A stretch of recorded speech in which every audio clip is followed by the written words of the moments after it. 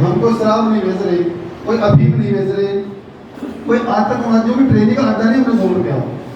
पढ़ाने के बारे में, पढ़ाने की एवज में, पढ़ाने के बदले अगर जेल जाना पड़ेगा जेल जाएंगे, लेकिन स्कूल बंद नहीं करेंगे। आप साथियों, पहले हम स्कूलों में जाते थे कि भैया आपने स्कूल बंद करने हैं, विरोध का ये हमारा स्वरूप होता था। स्कूलों को बंद करके हम सड़कों पर बैठते थे, ये हमारा विरोध का हथियार होता था। आज क्या हो गया, कोविड की वजह से स्कूल खोलने, एक भी बच्चा प्राइवेट स्कूलों में या एक भी कर्मचारी प्राइवेट स्कूलों का कोरोना पॉजिटिव नहीं पाया गया है, उसके बावजूद भी ऐसा अव्यवहारिक, ऐसा तानाशाही डिसीजन सरकार के द्वारा लिया जाता है, तो जिसकी हम घोर निंदा करते हैं। आज private school welfare association Kaithal की मीटिंग जिला प्रधान प्रवीण गोयल जी की अध्यक्षता में माइलस्टोन सीनियर सेकेंडरी स्कूल में संपन्न हुई, जिसमें कैथल जिले के सैकड़ों स्कूल साथियों ने भाग लिया।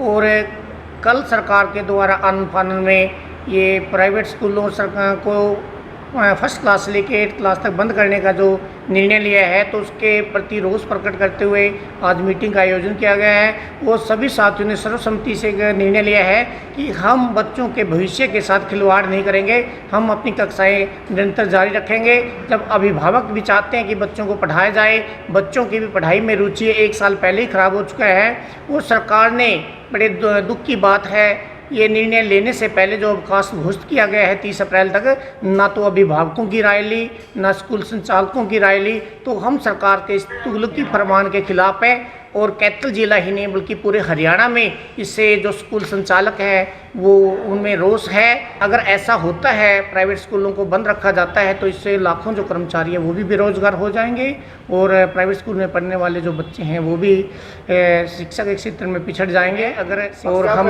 लिया गया है, प्राइवेट स्कूलों को हम निरंतर जारी रखेंगे। सरकार के द्वारा, प्रशासन के द्वारा जो निरंतर जो गाइडलाइन जारी की जाती है, तो उन गाइडलाइन का पालन करते हुए, सारे नियमों को फॉलो करते हुए हम बच्चों की एजुकेशन को हम जारी रखेंगे।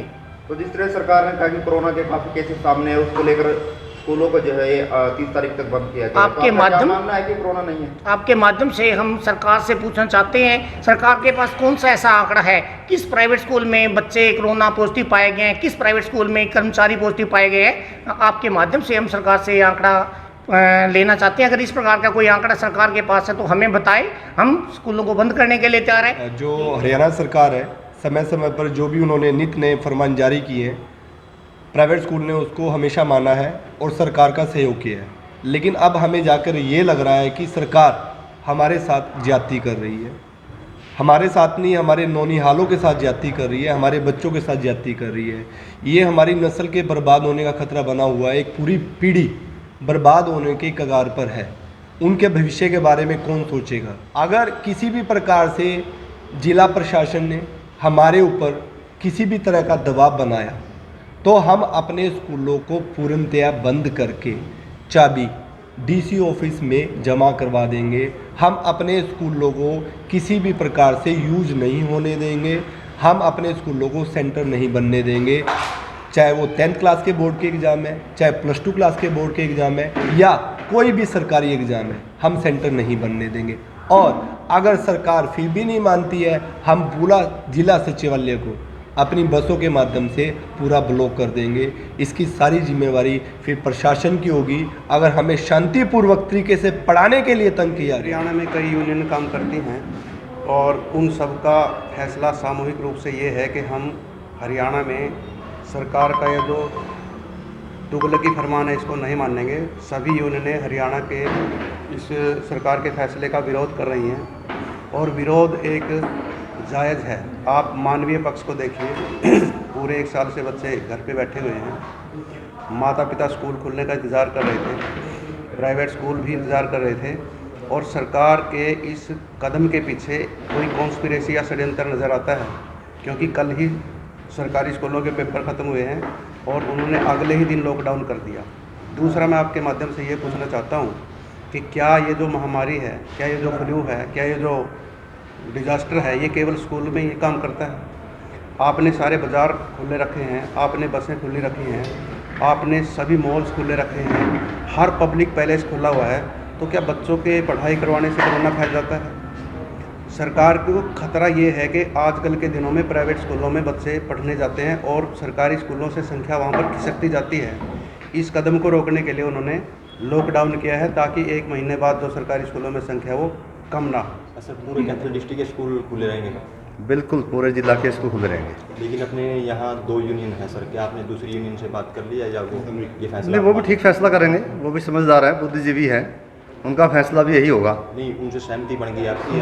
नहीं, सहमति बनाने की अवस्था ही नहीं है, उनका फैसला भी यही होगा, हमें पता है इस बात का। कोई भी बच्चों के भविष्य से खिलवाड़ नहीं कर सकता, ये बच्चों के भविष्य का मामला है। सरकार को चाहिए था कि इसको ओड इवन कर देते, अगर इतना ही डर था, कोई ऐसी बात थी, इसको ओड इवन कर देते, 1/3 कर देते। हम तो इस बात में सहमत हैं, सरकार इसको 1/3 कर दे, कोई दिक्कत नहीं। सरकार की मंशा क्या है, आप जिस तरह से विरोध कर रहे हैं फैसले को लेकर? तो हमारे साथियों ने बताया है कि मुझे तो ये लग रहा है कि कल परीक्षाएं खत्म हुई हैं सरकारी स्कूलों की, आज उन्होंने स्कूल बंद कर दिए हैं। कहीं लगता है कि सर ये सारे बच्चे प्राइवेट स्कूलों में चले जाए। कल पत्र जारी नहीं हुआ है, वो पत्र आज जारी हुआ है।